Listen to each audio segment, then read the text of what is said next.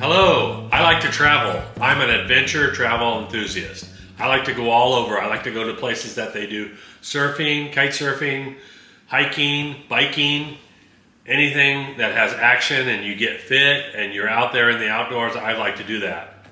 I love cruises. I like the train.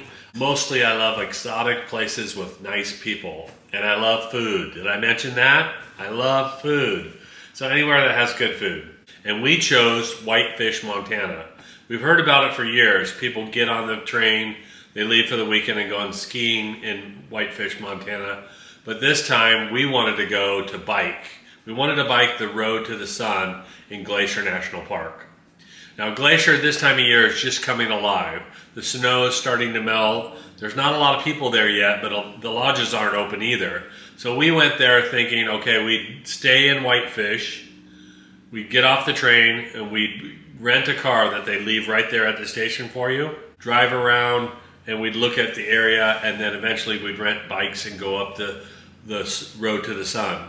And the Road to the Sun normally takes 4 to 5 hours to get to the pass, but we went up there thinking it's going to take all day, it's going to be a lot of snow, it's still springtime, but we only made it half the way because it's still under winter conditions up there. And it was kind of cold when we were there. It was like 27 degrees. So we didn't make it, but the whole area around there I want to tell you about because it's really cool.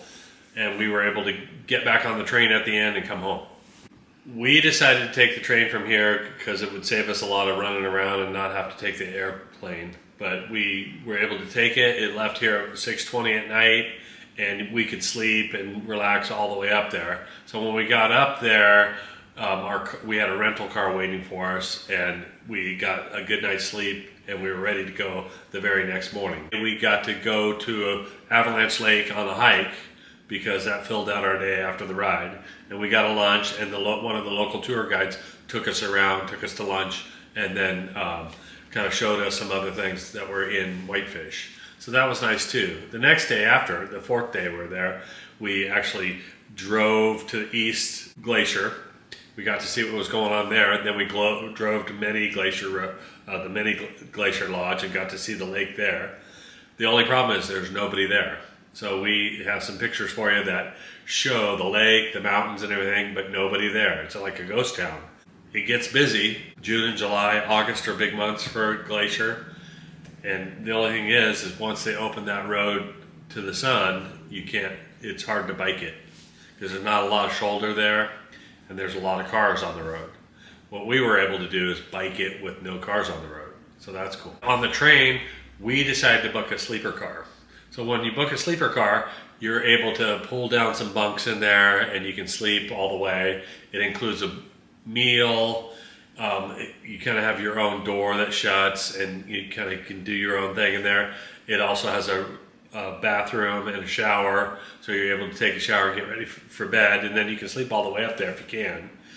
For me, I was kind of awake at every stop to see what was going on the way there. So I maybe got 4 or 5 hours of sleep. And I think the train's great. If you want to take your bike on board, you're allowed to do that. You can take golf clubs on board. You can take a surfboard on board. You can take extra luggage a lot more than you could on a plane. So that's nice. The only thing is, it's a lot more expensive to take a sleeper car than it is to take a coach car. And I noticed people in regular coach seats that were reclined back and they slept fine. And they had a lot of room for their luggage on top. So I don't know, I would think next time if it wasn't going too far, I would try coach. The best you can get is they have an observatory car where it has a lot of glass to look outside up. Even the top of it's kind of, windows, and you can see up at the sky and all around, and the chairs swivel. It's really comfortable, but other than that, it's not that fancy. I think anybody who hasn't been to the West would say, you don't know what you're missing. But there's a lot of beautiful country. There's a lot of nice canyons, a lot of pine trees, a lot of mountains, a lot of rock formations. So going by train, you see all those canyons. You're going along the river all the way.